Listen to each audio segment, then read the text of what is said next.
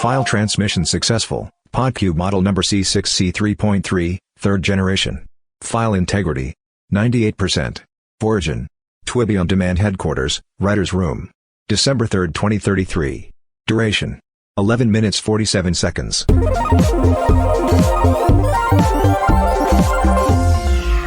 You know, guys, I gotta say, I'm really excited. You know, with what I've seen, it has a lot of promise. But are you sure that this is going to be bigger than Star Wars? Without a doubt. Yeah. Bigger than Battlestar Galactica? I mean, Yes. Well, you said it'd be bigger than Dune 4. Are you sure you guys want to release it right when Dune 4 comes out? Yeah. It seems like an aggressive play. It's aggressive, but Twibbie needs to be aggressive these days. The sci-fi market is getting more and more competitive. And It's then hard to argue Dune 4 with is that, going to have, yeah. what is it? Timothy Chalamet's son. Yeah. We have to do something huge. Part of my thinking in that decision, not to take too much credit, but that one was my decision, the release date, Oh, okay. was that I'm thinking we'll be shooting at roughly the same time, and that would help us if we can score some A-listers, get some of the real big names into ours, they won't be in Dune 4. That's a good call, but don't you think it might end up being difficult for us to get A-listers because so many of them are going to be shooting for Dune 4? I mean, we're really kind of coming out of the woodwork with this. This is an original project. This is where the script comes in, because once they see it, they are not going to want to have anything to do with Dune. I'm telling you, when that kid, Tennessee Chevrolet, or whatever his name is, sees this script, and you say, what about Dune? Tennessee's going to be like, what? I don't even know what Dune is. Yeah. It's that Well, good. his name's Timothy, but yeah, it's a pretty common name. But yeah, shooting at the same time too, I think also kind of works in our favor a little bit too, especially because I heard the budget that they're going to be shooting with, and Twibbie has a little bit more to offer. So A little bit more to offer. we are Someday, but- investing. We're going to be investing a lot into this project. Yeah. And you mentioned the script, and I wanted to touch base on a couple things in there, just because we have so much going into this. Yeah. I want to make sure we're on the same page for everything. I was having a hard time understanding exactly what you have going on here with the spaceships and how they're powered. Well, it's called the travesty of the Starport Nexus, and so those... Okay, go ahead. Oh, okay. No, go ahead. No. It's the Is travesty... that the working title? Well, No. that's the title. Oh, okay. There's no title either. That's the title that you like. I like Helix Horizon, but I understand that a double H isn't necessarily that good. I'm also not.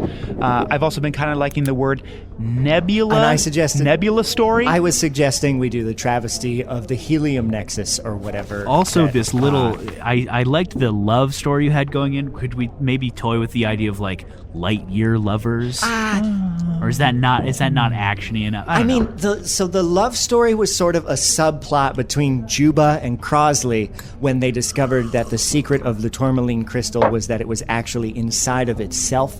And honestly, Jeff wrote this whole scene that I ended up cutting from the draft I emailed to you, where those two went off and had a little rendezvous behind the space heater. See, that could pull in listens. My idea was the space heater, because it's like it's just a heater, but it's in space, and that's that kind of Marvel ha ha ha get you the laugh sort of thing. Yeah, but don't you think that's a little pedantic? And I think we need, like, if this is going to be an impactful sci-fi thriller, we need a little bit of romance too. And I think these like Marvel jokes are kind of low-hanging fruit. I like the idea of there being love interest. I also like the idea of cannibalism, if we could work that in. Maybe that's a part of the culture. Maybe it's a part of the currency, perhaps. I like I don't know. I know cannibalism and romance are trending right now. Exactly. I'm there with you on that. Cannibal Currency actually was sort of a big plot hook that I was a fan of through the process, and that Jeff, I will give kudos to you. That was a really good idea. Thanks, Raj. I mean, did you read all of it? I know it's pretty long. Did you read all of it, Mr. Bananigan? I read the first 40 pages. Okay, so or so it's a post-money society where cannibalism is currency. Yeah, but where blood is sacred. I'm having a hard time. Okay, blood is sacred. Yes. But you eat people. Cannibalism is currency. Yes. Yes. And it all started when the Earth sunk into a black hole. Yeah, Okay. caused by the Fryon layer collapsing, but then splitting in half because of the inevitable spatial shifting I mean, obviously. This is, of course, theoretical. Yeah, sure. physics, Yeah. It's not. How concrete is your science? Because people go nuts about that stuff. No, I'd say it's fairly concrete. I'd say it's fairly concrete. It's 60% concrete. It's a little more grounded in reality than I don't know if you've ever seen The Matrix, where those robots supposedly made humans into batteries, but the human body doesn't produce enough electricity to really be a worthwhile source of energy. Yeah. So if that holds up, this holds up. Well, see, and that's exactly the way I'm looking at this. Is not everyone appreciaes true genius. So I'm happy to hear more about what you have. I think the science holds up well enough. See, part of the whole thing that's theorized is when that energy layer collapses, there's also sort of an outward push, which is where you get sort of the outer space island of Freon, where most of the story takes place on this little sort of inverted teardrop-shaped island, floating chunk of Earth in space, which in that little wisp of atmosphere. Brings us nicely into how the main villain emerges in the story. Yeah. Can you tell me more about that? Because this is kind of when they show up. Yes. Well, so we were going back and forth on the name. Raj, go ahead if you'd like. The thing is, the villain doesn't believe in eating people, but the villain believes in drinking blood, which goes directly counter to the cannibalism is currency, blood is sacred vibe that the whole Starport fleet has really established for themselves. And so the villain sets up a business where he takes blood donations and then he takes them home to drink them. And so we were trying to build out sort of a character that has this imposing name, does a little foreshadowing in the name itself.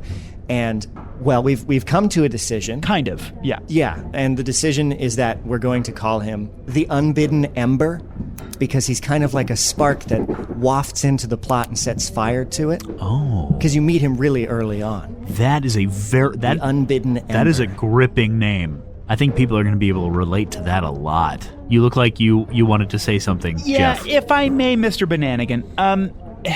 Yes, that name is imposing, and yes, it's okay. It's okay. But I think we need a name that's really going to, be visceral, and hopefully even just by the name itself, passed around from all the characters or passed around on the planet of Thnath. I think that you're going to want a name that, is a bit more foreboding, right? I mean, this is even more raw power. Yes. I like that. I like where you're going with that. So I kind of have the name I have for the villain is Admiral Gleepglorp. The leader of the Thnath, the one who's going to Admiral Gleepglorp. I thought we were done with Gleepglorp. Admiral Gleepglorp. What do you mean? I thought we were done with this. Well, oh my God, Jeff. This is a really good name. Oh my God. Jeff, I have spent 375 hours going through this script line by line, making sure there's foreshadowing, making sure there's character development, making sure there's story arcs that interweave the hero's journey, crescendo, rising action, climax, and then the denouement, all perfectly sculpted. And you want to call the main bad guy Gleepglorp? Yeah, I think it's a really scary name. I don't even like saying it. I think it's a really scary name, legitimately. And I'm not just saying this, Mr. Bananigan, so you'll pick my name over Roger's, but I kind of don't like saying it because it is scary to say. Okay, here, how about this? Why don't you read this scene, page 275, and replace the Unbidden Ember's name with Gleepglorp, and try and really convince me that you're scared, okay? Okay.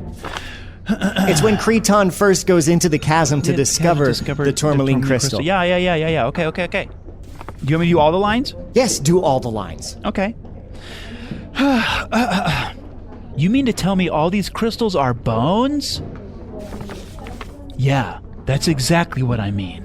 You mean to tell me that Admiral Gleepglorp? Yeah, it was Admiral Gleepglorp. I'm bored. I think that was good. Legit, look at my skin. I'm wicked bored. It scared me. Fellas. Yes. Yeah? Roger, Jeff, listen, can I be honest with you for just a second? Yeah. I kind of like that. Yeah, see? The Unbidden Ember? Right, because it's much better than... No, the Fleep Floor. It's, sorry. Now, so if we spin Gleepglorp... I'm not going to dedicate almost 400 hours of my life to working on a project and have the main bad guy named Gleepglorp. I'm not. It pairs really well. I'll leave. It pairs really well with the Thnathnians. It pairs really well with the galaxy. It pairs really well with that... the one, I forget what the name of them is, but it's all a bunch of triangles. No, it doesn't. The only thing it pairs well with is the sound it's going to make when I flush it down the toilet. It goes Gleepglorp. That's crap. Well, I'm really... Roger, Mr. Crowstack, listen. Just picture it now in dark blue letters. Yeah. That's where I'm seeing it in these dark blue letters with like purple, maybe. Yeah, purple and blue. Purple and blue, maybe a little brown. I don't know. Admiral Gleep Glorp. I think it has potential. You haven't even said it out loud. I can't even bring myself to. It's scary, isn't it? It's scary to say. You gotta be kidding me. Are you serious? It's tough. Yeah, it's tough to say. Are you serious? It gets the stomach knotted. I feel like real quick. Good work, Jeff. This is the stuff that I like to see coming out of my writers. Nice. Yeah, happy to do it, happy to do it. I'm not trying to brag, but I mean, I was the head writer on Shrek 5, and I just kind of bring a certain je ne sais quoi, you know what I mean? I kind of bring a little quality to my work. Are you serious? So. We're doing Gleep Glorp? I'm really looking forward to this project, you guys. Me too. Wait, we can't. Great work. Thanks, yeah. No, we can't do that. Why would we? I think we have our title, honestly. Travesty of the Galaxy? The Rise of Admiral Gleep Glorp? Travesty of the Galaxy's fine. Get rid of the Gleep Glorp thing. That's really good. Well, you have to start with Admiral Gleep Glorp. He is the travesty of the galaxy. You absolutely don't have to start with that. There's an infinite number of universes in which we don't start with that, and this movie's a smash hit. Roger, I feel like a crazy person. I think you guys have done great work on this. I have some other business to attend to. I'm going to hand this meeting off to Jeff. What? And if you just have any more questions, just direct them to him. Well, is this cool? And let's keep going with this. I want to see what more we can get with this. Is this okay to do? I don't know if I have. Can I fire Roger? What? Well, not. I wouldn't. No. We'll say no. You can't fire me. I could try. Roger, you're fired. Does that work? Roger, how do you feel after being fired by me? Well, I feel like this was really a give and take. I feel like this was a great opportunity, and I'm really thankful for all of the time that you've invested in me, and I hope that this isn't burning any bridges on the way. No, what am I doing? Roger, you're gonna let him fire you? Yeah, you're fired. No, yes. I'm not. I'm not letting. For real? Yeah, you're fired. I don't know. Are you? I mean, if you're gonna let him fire you, I can't really say no if you're gonna let him. So Jeff's clearly taking initiative on this. Yep, you're fired, Raj. Okay. Probably. Is he? Yeah. Are you fired? You know what? I'm gonna let you guys send me an email.